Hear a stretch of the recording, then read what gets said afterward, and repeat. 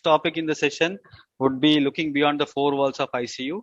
To take into this, basically, this is more about the post ICU care. To take into this, I invite Dr. Manoj Singh sir. He is the senior consultant at Apollo Hospitals, Ahmedabad. Sir, I invite you to take this talk.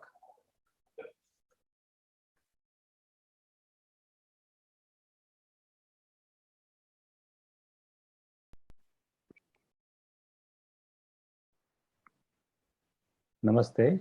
I am Dr. Manoj Singh from Ahmedabad. I thank the organizers to give me this very unconventional but relevant talk on ICU out of four walls. It is very important to understand how the wall was made.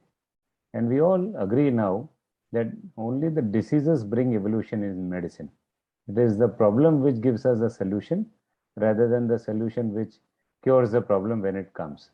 So we all know critical care was born from combination of medical and anesthetic skills and knowledge way back in around 1950s.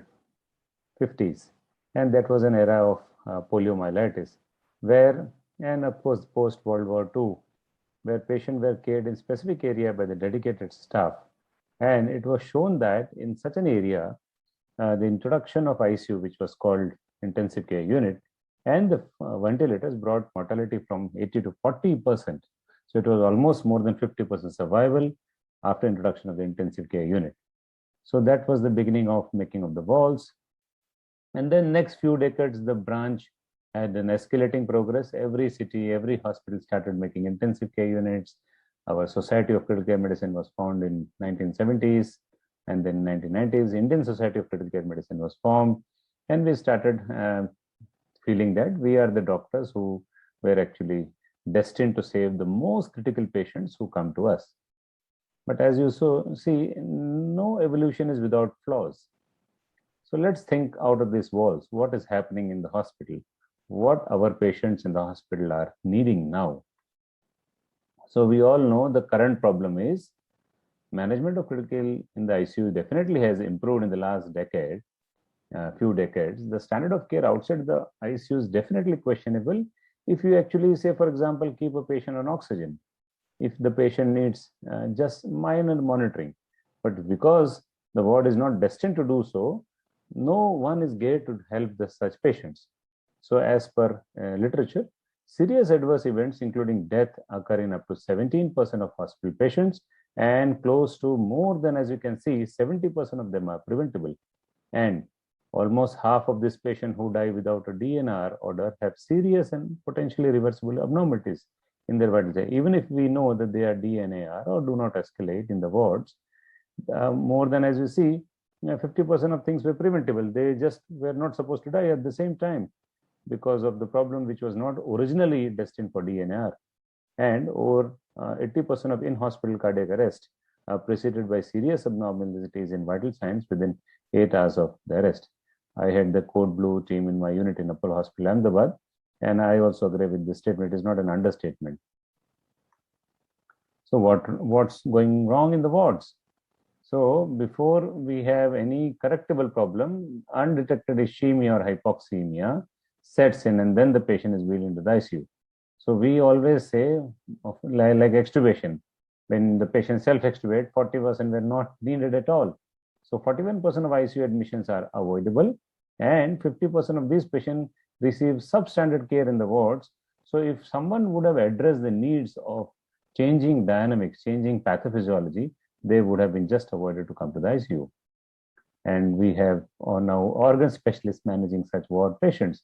So the current expertise and skills of clinicians managing patients in general ward may not match the needs of that population. And we all know recently graduated physicians have little formal training in intensive care. So move to increasing the specialization in medicine may also be contributing to inadequate care of critically ill.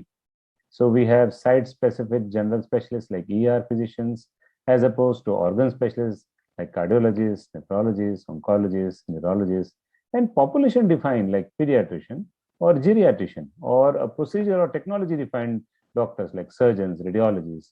So with so many different kinds of specialists, the care to the patient, if there is an abnormality, is missed, and timely treatment or intervention or prevention are not done in the wards. And remember, we as doctors are actually working so less as compared to a general practitioner or physician. They must be seeing more than 50 OPDs per day.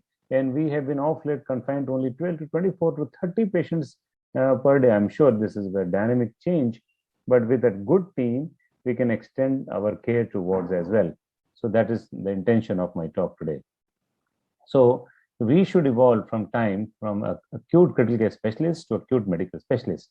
So apart from the DNRs, all your ICU survivors, the transfers of all the stroke patients, we should be managing fevers better than the generalist, mild hypoxia, early acute abdomens, acute pancreatitis, managing most of the tropical illness and high risk post-op cases, and managing the chronic bedridden cases in wards. So we should become acute medical specialists rather than only confining us to the four walls of the intensive care unit.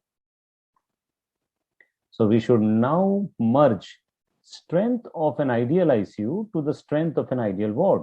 So let's see, what is our strength? Our strength is very nice monitoring, 24 hours monitoring, recordable, interpretable, accountable data. We have trained MDs, we have trained ICU nurses, we have full-time ICU consultant covering all the deterioration at any point of time. So the ward actually evolved met criteria. So anyone who has any of these things, the medical emergency team from the intensive care unit is called, and such a patient is being wheeled to the intensive care unit. But we should think beyond this met criteria and see the strength of the wards.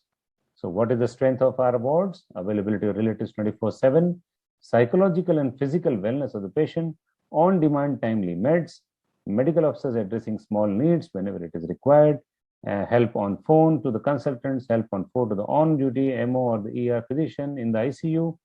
So remember, both of these strengths, if combined in wards and a consult to the intensive care unit asked from the admission itself for high-risk patient as mentioned, can actually improve the quality of care in the wards. So lesson learned from COVID pandemic is, please train all for your patient's dynamic needs. It may not give you any warning that he was in the X ward and he deteriorated, or he was in the Y ward and he improved. No one will actually follow those gold pack numbers on admission day. Met criteria to be kept on the walls, nurses and patient relatives to be co-educated during rounds for anticipated deterioration, intermittent monitoring for all vitals and intake output for all at-risk patients, frequent lab alerts coming to us and to the ward doctors and the nurses can actually make the quality of care better. So the concept of ICU without walls involves two important things: collaboration of all medical and nursing staff involved in patient care during hospitalization. We should shed our egos. All the super specialists should shed their egos in that I will do better in the wards, my patient do better in the wards. They deteriorate when they go to the ICU, they get infection when they go to the ICU. All these egos are actually just created with over a period of time in medical evolution. So the collaboration of all of us together, plus technological support for severity and early detection by identifying such patients at risk throughout the hospital stay, will make this concept of ICU without walls materialize and make more number of patients in the said hospitals improve the overall outcomes. So the new paradigm, as told by J.L. Vincent, is EMS, the ER, the ICU, the floor, and further home and rehabilitation should be an integrated concept. So the future is, let's plan 40 to 50% of hospital beds to be earmarked for possible high-end monitoring of such cases, all resources to be stepped up accordingly, referring such patients for co-management to the ICU team, intensivists not to wait in the ICU for arrival of a serious patient, not to wait for any codes, code orange or code blue, and develop an inter-department closed-loop communication system. So the shift is from a small closed unit to a large, more open ICU, from a paternal dictatorship to a more democratic teamwork, changes in monitoring from intermittent to continuous, invasive to less invasive, and from too much to just enough. Critical illness is not a single phenomena, but a part of patient's disease trajectory, and we should actually be the partners in disease trajectory management. Expanding beyond the physical ICU structure, positive randomized control are not the only evidence. Checklists are more helpful than protocols, and sometimes in some patients, death can be a good outcome. Let us accept it. So with that, See you all offline soon in Feb in annual Critical Care Conference in Ahmedabad. And thank you again, organizer, for giving me this good opportunity to talk on a very novel subject. Thank you.